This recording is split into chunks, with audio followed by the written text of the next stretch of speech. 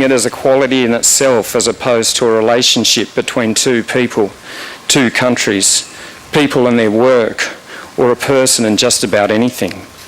Still wondering at nearly 30 where my life is headed and whether my fairy tale understandings and hopes for love will ever show themselves, or whether the whole trick is to stop looking first. Not long after he wrote this, he met Meg on one of those projects, and the love that he'd written about came about. This love grew as the family grew. First Jonty, then Harley, and now, since Sunday, little Ned. He adored his darling boys. I ramble now as I do not wish to stand here and list his life. Friends gathered before Simon and I left to come to India, and we realised that everyone had their own special relationship with him. People who had lived with him or worked with him. He gave his time and his attention to all his relationships. Even all our children back home will miss him. There are a lot of people hurting back there right now.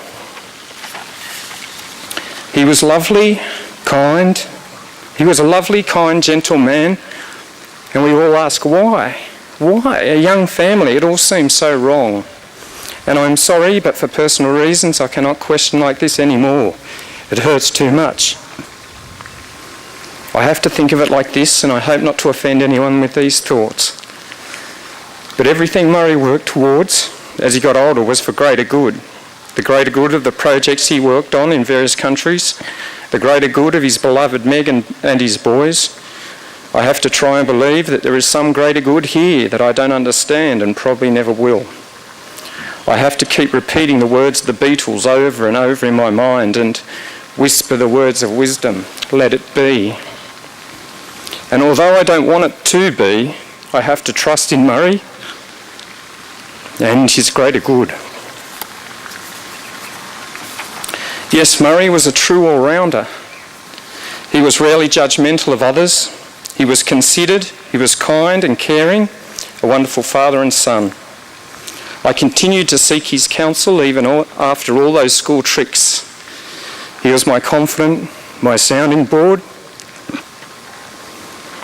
my dearest friend. Thank you, Murray, for living your life with ours. You were cherished and had a bigger impact on this world than you would ever know. I believe that your greater good will continue through the lives of your boys and in all our hearts.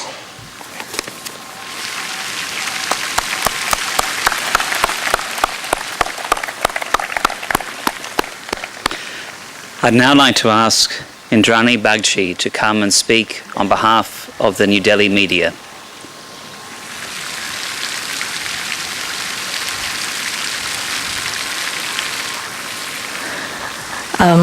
This isn't a speech I wanted to make ever, but this just to share a little bit of how we knew Murray, and funnily how a friendship developed over something really odd, which was foreign policy and uranium.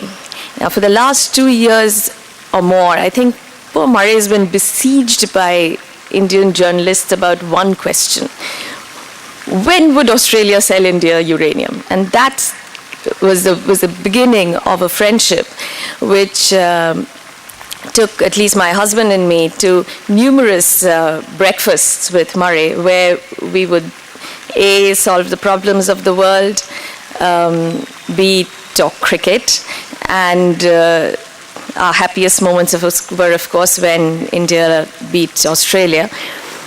But through all of that, there was one thing that Murray never lost. He never lost his patience with us for all the harangue. He never lost his gentle sense of humor. And he never lost his understanding of the subject. No matter what we tried to ask, Murray always had a very good answer without giving away anything at all. And that was frustrating, but that was Murray. And the only way we'd like to remember him is through his smile and through all the conversations that we've had, too many to really enumerate, too many to describe, and the breakfasts that we won't have anymore, which was actually the favorite part of the day for both Murray and us, because I would drop my daughter off at school and settle down for breakfast, as Murray would have dropped Jonty to school and settled down at breakfast.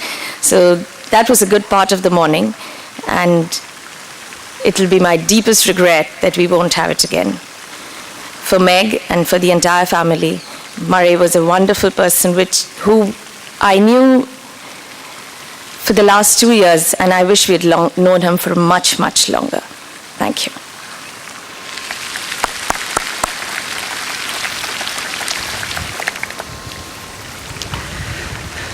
Would Murray's Australian High Commission colleagues, Manu Arya and Jaspreet Sharma from the Public Affairs section, as well as members from the Political Economics section and the Australia-India Council, please join me at the lectern.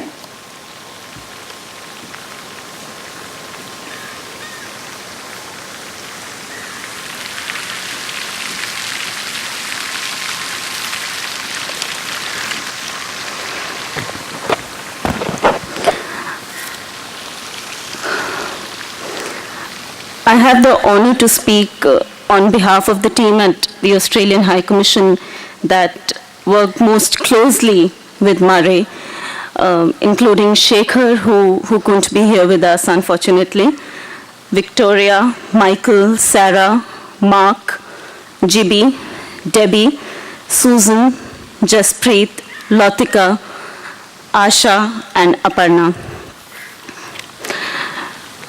On the day that we lost Murray, we received an email from Bruce Loudon, who's the South Asia correspondent for the Australian newspaper, and he is one of Australia's most senior and respected journalists. Bruce had heard about this news when he was in Singapore, and he quickly sent us back this message, which I'm just about to read. For all of us here, for those of us who worked most closely with Murray over the last few years and who knew him well, Bruce's message that he sent sums up our feelings very beautifully and very well, and I quote from his message. In a long career as a foreign correspondent, constantly dealing with public officials around the world, I can honestly say that I feel genuinely privileged to have worked with Murray and to have known him as a friend. He was, in every respect, the most extraordinary of people, a person who epitomized all that is great about being an Australian and who exemplified all that Australia is about. Murray was tirelessly helpful to those of us in the media. He would always go that extra mile to be of assistance. Nothing was ever too much trouble for him. He was always on the ball. He was wise. He was kind. He was generous with his time. Murray was plain and simply special. A real star who represented our country brilliantly and in his all too short life achieved so much distinction. Unquote. I would only add that all of us who worked with Murray also thought that he was very, very special for all of us.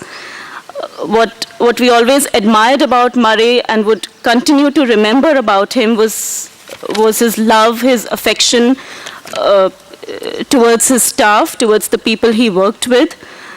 He always trusted us and he had immense faith in us. Almost every day he would just come over to ask how we were doing, if we needed any help, be it for personal or professional problems. He was there, always there to help us out and to hear us out. We were always touched by his humane attitude towards things. even during the most tensed and most compelling of times, he took dignified decisions, which we always appreciated.